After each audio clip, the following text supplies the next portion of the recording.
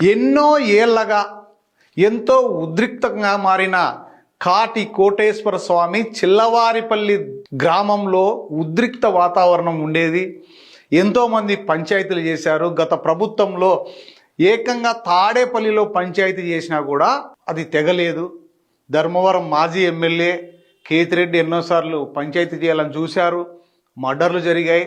ఏకంగా పండగ జరక్కోకుండా police picketing పెట్టేంత ఉద్రిక్త వాతావరణం ఉండేది చిల్లవారిపల్లిలో. కానీ వీటన్నిటికీ ఒకే ఒక్కడు చెక్ పెట్టాడు. ఆయనే పరిటాల శ్రీరామ్. నిజంగా చిన్న వయసు అయినా పెద్ద మనసుతో అందరినీ ఒకటి చేసి కులాల మతాలకు అతీతంగా ఆ ఊర్లో ఉన్న అన్ని కులాల వారితో దాదాపు ఒకరోజు కాదు, 2 రోజులు కాదు, 10 రోజులు శ్రమించారు. ఒక్కొక్క బ్యాచ్ను ఒకసారి పిలిచి మీ సమస్య ఏంటి, మీ డిమాండ్స్ ఏంటి, మళ్ళీ ఇంకొక బ్యాచ్ను పిలిపించారు. ఈ విధంగా అందరితో పిలిపించి చివరికి అందరినీ ఒక చోటికి చేర్చి తోటలో కూర్చోబెట్టి ఒక మామిడి చెట్టు కింద బుద్ధుడికి ఏ విధంగా అయితే జ్ఞానోదయం అయిందో జమ్మి చెట్టు కింద, ఆ విధంగా చిల్లవారపల్లి గ్రామస్తులందరినీ పిలిచి ఒక మామిడి చెట్టు కింద కూర్చొని సహృదయ వాతావరణంతో అందరినీ కూడా ఒకటి చేసి ఒక తాటి మీదకి తీసుకొచ్చి ఈ విధంగా అందరూ కలిసిమెలిసి ఉండాలి, పండగ బాగా చేసుకోవాలి, నేను కూడా ఈ పండగకు వస్తానని స్వయంగా ఆయన ఇక్కడ చూస్తున్నాం. దేవస్థానానికి వెళ్ళి ఆ ఊరి గ్రామ ప్రజలందరినీ కూడా అందరితోనూ పార్టీలకు అతీతంగా అక్కడ వైఎస్ఆర్సీపీ, టీడీపీ పార్టీ అందరూ ఉన్నారు.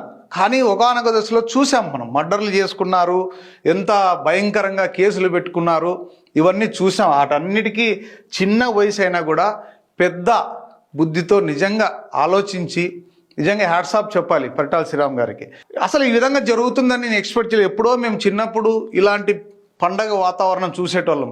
చుట్టుపక్కల ఉన్న గ్రామాలు కడప జిల్లా నుంచి వస్తారు, కర్నూలు నుంచి వస్తారు, అనంతపురం జిల్లా నుంచి చెప్పక్కర్లేదు. అలాగే కర్ణాటక, తెలంగాణలో కూడా అక్కడక్కడ నివసించిన అనంతపురం జిల్లా వాసులు వీళ్ళందరూ కూడా ఆ పండగకు చుట్టుపక్కల గ్రామాల వారు అందరూ కూడా 2 రోజుల పండగ జరుగుతుంది. చాలా అద్భుతంగా జరుగుతుంది.